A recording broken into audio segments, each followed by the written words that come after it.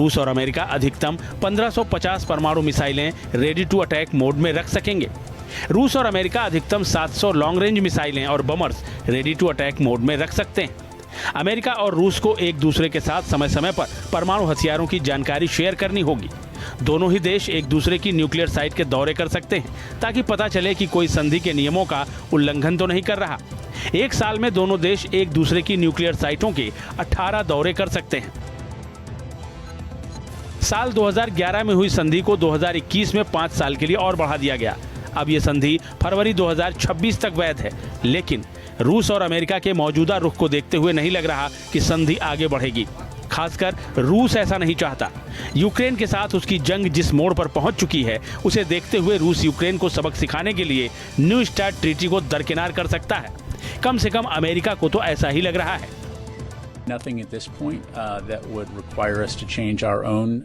यह पहली बार नहीं है जब हमने परमाणु हथियारों को लेकर इस तरह की लापरवाही भरा बयान सुना है। निसंदेह इस तरह की क्षमता वाले देश को ऐसा रवैया गैर जिम्मेदाराना है।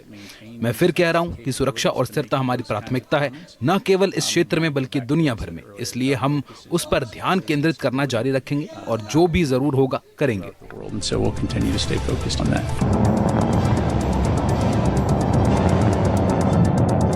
यूक्रेन से युद्ध के बाद रूस को लगता है कि उसे अपने परमाणु हथियारों की खेप को और बढ़ाने की जरूरत है। न्यू स्टार्ट ट्रीटी के चलते इस काम में रुकावट आ रही है। उधर अमेरिका इस युद्ध में खुलकर यूक्रेन के साथ है और उसे हथियार मुहैया करा रहा है। लिहाजा रूसी राष्ट्रपति पुतिन ने इस ट्रीटी से खुद को अलग करने का ऐलान कर दिया है। बातचीत करने की हमारी इच्छा से किसी को संदेह नहीं होना चाहिए, लेकिन कुर्स्क में यूक्रेन की घुसपैठ के बाद इस विषय पर कोई भी बातचीत अब प्रासंगिक नहीं है। हम रूस की सुरक्षा के लिए किसी भी हद तक जाएंगे। कुछ खुफिया रिपोर्ट में अमेरिकी अधिकारियों ने माना है कि रूस नए परमाणु हथियार बनाने की तैयारी में लगा है।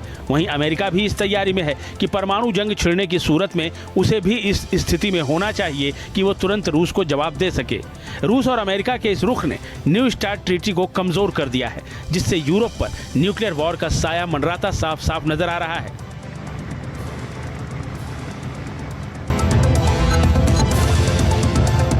यूक्रेन से युद्ध के दौरान रूस कई बार परमाणु हथियारों के इस्तेमाल की धमकी दे चुका है।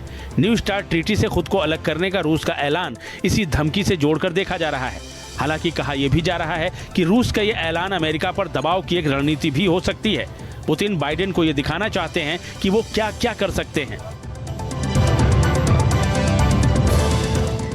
बहरहाल पुतिन के मन में क्या है ये तो वक्त बीतने के साथ सामने आएगा, लेकिन फिलहाल तो रूस ने जिस तरह से यूक्रेन पर ताबड़तोड़ मिसाइल हमले शुरू किए हैं, उससे यूरोप पर न्यूक्लियर खतरा मंडराता जरूर नजर आ रहा है।